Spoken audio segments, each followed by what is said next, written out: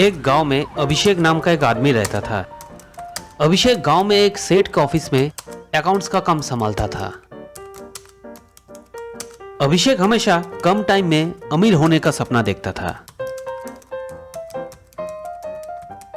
एक दिन ऑफिस में उसका दोस्त राहुल बोला, अरे भाई अभिषेक, तुझे महीने का सिर्फ 15,000 ही मिलता है और उसमें से तू रोज 200 रुपये का लॉटरी खरीद लेता है। तेरा घर कैसे चलता है भाई? देख राहुल, तू खाली फोकट का ज्ञान मत बांट। मेरा पैसा है, मैं कुछ भी करूं, तुझे क्या? और जिस दिन करोड़पति बन गया ना, तुझे ही अपने पास नौकरी में रख लूंगा। अभिषेक रोज ऑफिस से घर लौटने से पहले लॉटरी का दुकान में जाके 200 रुपए का लॉटरी खरीद लेता था। अरे छोटे, पिछले दिन का रिजल्ट निकाल। अरे यार धत, एक नंबर के लिए नहीं लगा आज। घर लौटने से उसका बीबी बोलता था, अरे सुनिए जी, घर में राशन खत्म हो गया है, घर में खाने के लिए कुछ नहीं है। दुकान वाले भी उधार देने से मना कर दिया है, बोलता है 3 महीने का बाकी है। आप तो बोले थे कि आपने पैसा दे दिया है, क्या करे, क्या खाए आज? अरे सुनो, तुम टेंशन मत लो। 1 करोड़ का लॉटरी लग गया ना तो महलों में रहोगी। आज का दिन पड़ोस से मांग के काम चलाओ। तो अभिषेक का दिन ऐसे ही गुजर रहा था। एक दिन ऑफिस में काम करते टाइम अभिषेक को एक फोन आया। हेलो सर, मैं टेलीकॉम कंपनी से बोल रहा हूं। हमें आपके गांव में 2 फोन का टावर बिठाना है, जिसके लिए हमें 1440 स्क्वायर फीट यानी 2 कट्ठा जमीन चाहिए। हम जमीन 10 साल के लिए लीज पे ले लेंगे, बदले में आपको महीने का 1 लाख रुपया किराया देंगे। ये सुन के अभिषेक बहुत उत्साहित हो गया और बोला, हाँ सर, है ना मेरे पास जमीन घर के पीछे। ओके सर, चलेगा। आपको मैं व्हाट्सएप नंबर भेजता हूं, वहां पे अपना जमीन का कागजात फोटो स्कैन करके हमें भेजिए, हम लोग प्रोसेसिंग चालू करते हैं। हाँ हाँ ये सर, हो जाएगा। अभिषेक तुरंत सेठ से छुट्टी लेके घर गया और तिजोरी से घर का कागजात निकाला और उसका फोटो निकाल के उस नंबर पे व्हाट्सएप कर दिया। अभिषेक खुशी से झूम रहा था, तभी उसका फोन फिर से बजा। सर, आपका डॉक्यूमेंट्स हम लोग चेक कर लिए हैं, सब ठीक है। कॉन्ग्रेचुलेशंस, आपके घर में टावर बैठेगा। पर सर, हमारे कुछ टर्म्स एंड कंडीशंस है, पहले वो सब फॉर्मेलिटीज आपको पूरा करना पड़ेगा। यस सर, बोलिए ना, क्या करना पड़ेगा मुझे?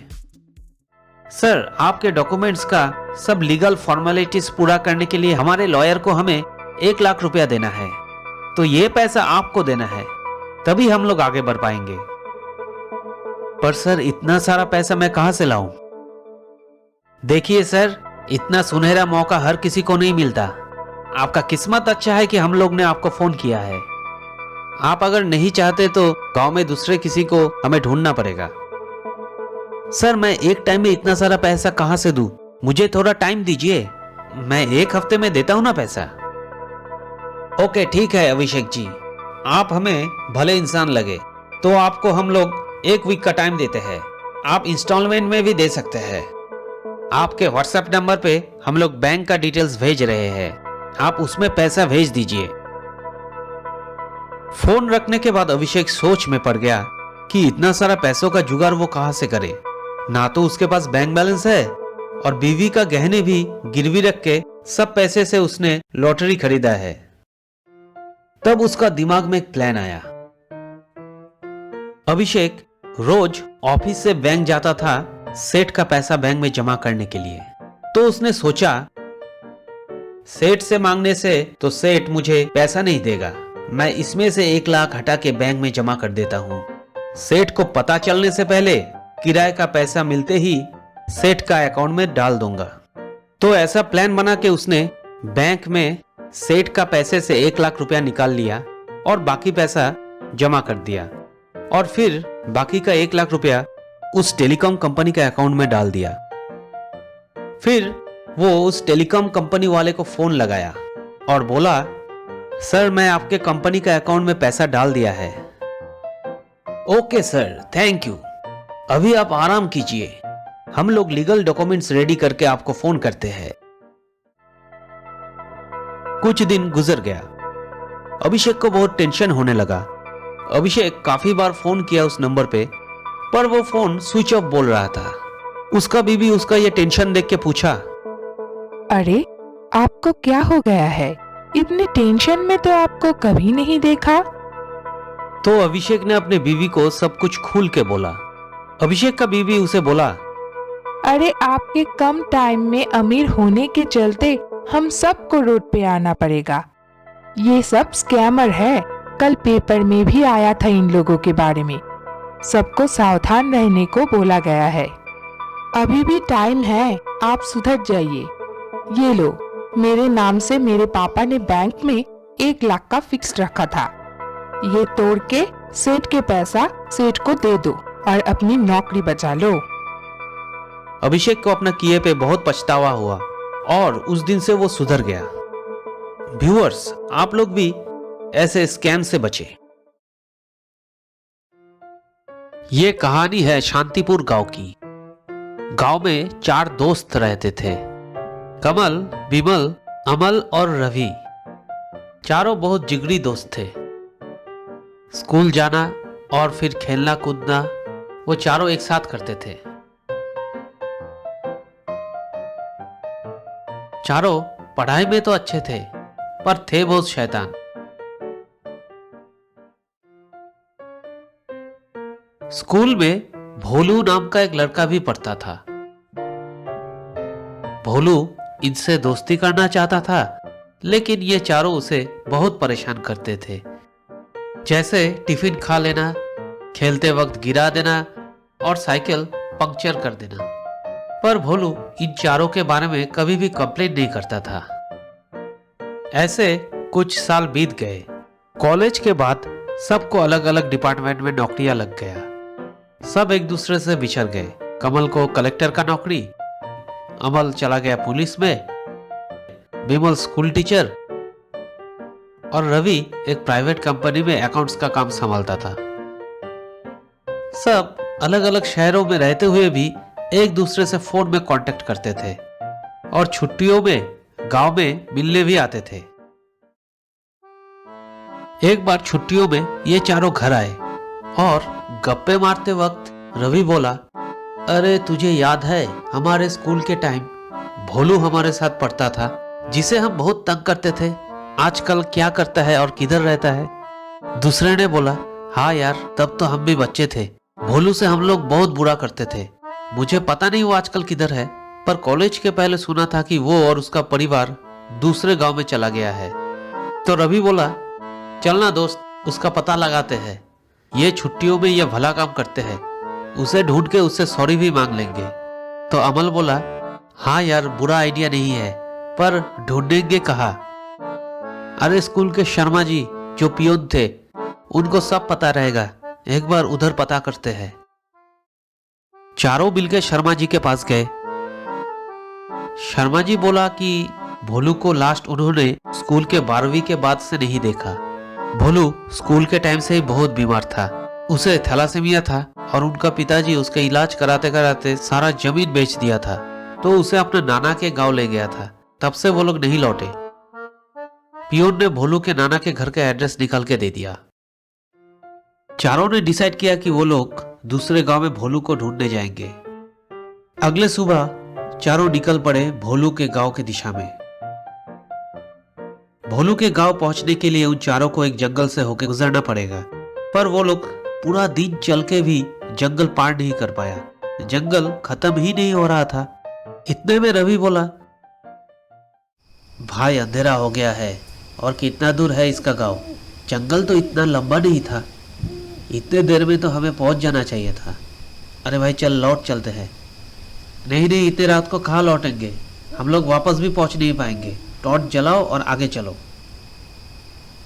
रात के अंधेरे में वो चारों आगे बढ़ने लगे, पर रास्ता खत्म ही नहीं हो रहा था। जंगल में जंगली पशु पक्षियों का आवाज से चारों को बहुत डर लगने लगा।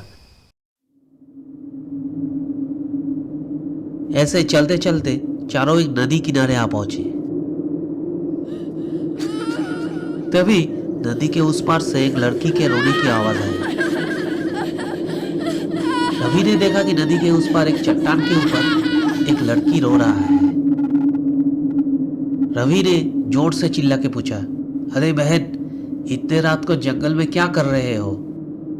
लड़की ने बोला, मैं जंगल में फंस गई हूँ। मैं नदी पार करके इधर आया तो जंगली भेड़िए ने मेरा पीछा किया, तो जान बचाने के लिए मैं इस चट्टान के ऊपर बैठी हूँ। प्लीज आप लोग मुझे नदी के उस पार लेके जाइए।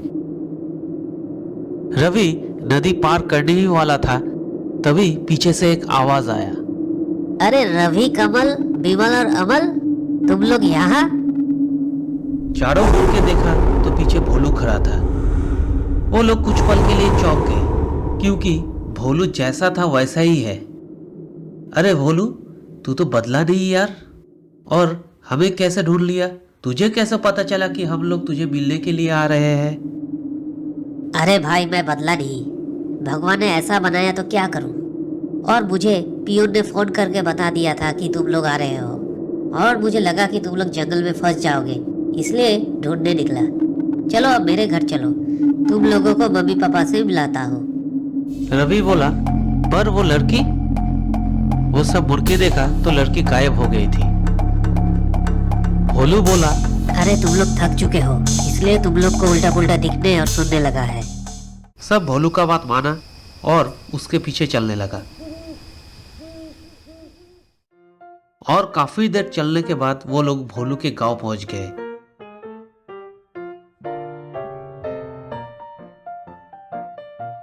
भोलू चारों को अपने घर के पास ले गया और दरवाजा खटखटाया।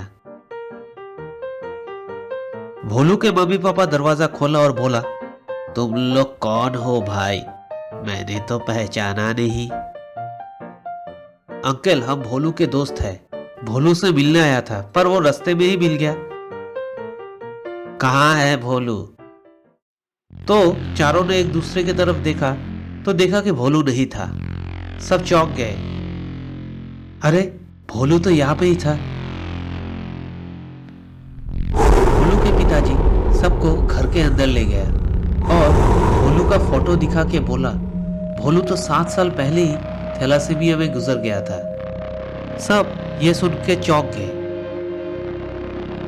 रवि पूरा किस्सा उनके पिताजी को बताया कि कैसे नदी के पार भोलू से भेंट हुआ, और उस लड़की के बारे में भी बोला।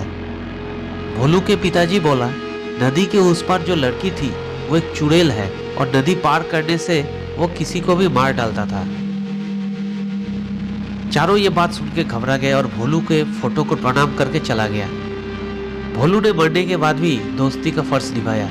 ये सोच कर चारों बहुत खुश हुए कि भोलू उन सबको माफ कर दिया और उन चारों को जान से भी बचाया।